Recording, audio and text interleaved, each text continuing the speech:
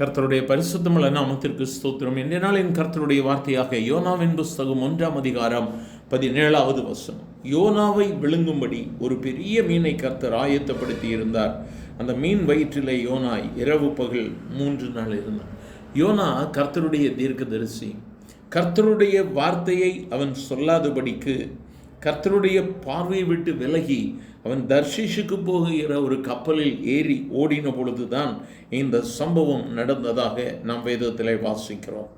ஆகவே அந்த கப்பலில் பெரிய குழப்பம், அல்லது அந்த இடத்துல ஒரு பெரிய சுழல் காற்று வந்து கப்பல் அசைக்கப்படுகிறது, உடைக்கப்படுகிற சூழ்நிலையில் தான் யோனா கடலிலே வீசப்படுகிறான். யோனாவை விழுங்கும்படி தேவன் மீனு கட்டளையிட்டார்.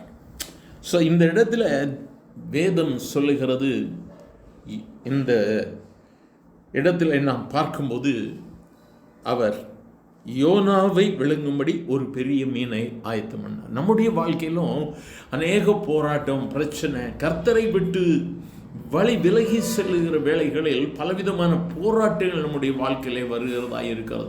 ஒருவேளை கர்த்தர் அனுமதிக்கலாம், அல்லது நம்ம சுயமாக தெரிஞ்சு கொள்ளலாம், சத்துரு கொண்டு வரலாம். பலவிதங்களில் போராட்டங்கள் வந்தாலும் இந்த போராட்டங்களை நாம் ஆராய்ந்து அறிந்து அதிலிருந்து வெளியே வர வேண்டியது மிகவும் அவசியமான காரியம். யோனா மீனின் வயிற்றில் 3 நாள் இருந்த பொழுது தன்னுடைய நிலைமையை நன்றாக யோனா அறிந்து கொண்டான். எனக்கு அருமையானவர்களை, வேதம் சொல்லுகிறது, யோனா சொல்லும் பொழுது என்னுடைய நெருக்கத்திலே நான் கர்த்தரை நோக்கி கூப்பிட்டேன். ஒருவேளை அன்னைக்கு மீன் யோனாவை விளங்கினது. இன்று உன்னுடைய வாழ்வில் பலவிதமான சம்பவங்களின் நிமித்தமாய் நீ பல காரியங்களிலே சிக்கொண்டு இருக்கலாம். உன்னுடைய வாழ்வு தோல்வியாக இருக்கலாம், அல்லது பலவீனப்பட்டு வியாதியாக இருக்கலாம், அல்லது பல கஷ்டம், ஏதோ ஏன் எனக்கு மட்டும் இப்படி நடக்குது என்று சொல்லி கேட்பதை விட, ஆண்டவரே நான் என்ன தவறு செய்திருக்கிறேன், நான் எதை செய்தால் நலமாக இருக்கும் என்று சொல்லி ஆண்டவருடைய சமூகத்தில் நம்மை நாமே ஆராய்ந்து பார்க்கும் பொழுது, ஒருவேளை நாம் தவறு செய்திருப்போமானால் பரிசுத்த ஆவியானவர் நமக்கு அதை சுட்டி காண்பிப்பார். நம்மை அந்த பகுதியிலிருந்து விடுவித்துக் கொள்வதற்கு, நம்மை சுத்திகரிப்பதற்கு ஏதுவாக கர்த்தர் நம்மை வழிநடத்துகிறவராக இருக்கிறார். அன்று யோனாவுக்கு அவனுடைய பாதைக்கு திரும்புவதற்கு, கர்த்தருடைய வார்த்தைக்கு நேராய் திசை திருப்புவதற்கு 3 நாட்கள் மீனின் வயிற்றில் ஏறும்.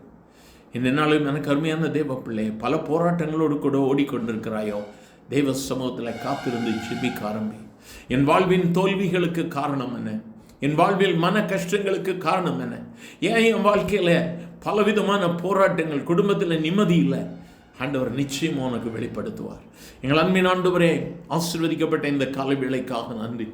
அன்று தவறு செய்த யோனா தன்னுடைய வாழ்வில் என்ன தவறோ என்று சொல்லி ஓடின பொழுது அன்று அவனை குறிக்கிட்ட என் ஆண்டவர் அவனுடைய வாழ்வை மாற்றி ஆண்டவரை தீர்க்கதரிசிக்கு உண்டான பாதையை தெரிந்து கொடுத்த கர்த்தர் இன்றைய நாளிலும் தன்னுடைய வாழ்வில் பலவிதமான போராட்டங்கள், பலவிதமான கஷ்டங்கள், ஏன் இவைகள் எல்லாம் என் வாழ்க்கையில் மாறி மாறி வருகிறது என்று சொல்லி கலங்கி போய் ஆண்டவரே கண்ணீரோடு கூட ஜெபிக்கிற ஒவ்வொருவருக்கும் உம்முடைய வார்த்தையை அனுப்புங்கப்பா.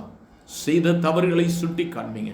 தங்களுடைய வாழ்க்கையை உமக்கு ஒப்பு கொடுத்து தங்களுடைய வாழ்வில் முதன்மையான மேன்மையான ஆசீர்வாதத்தை பெற்றுக்கொள்ள உதவிச்சு ஆசீர்வதியும். இயேசுவின் நாமத்தில் பிதாவே, ஆமென்.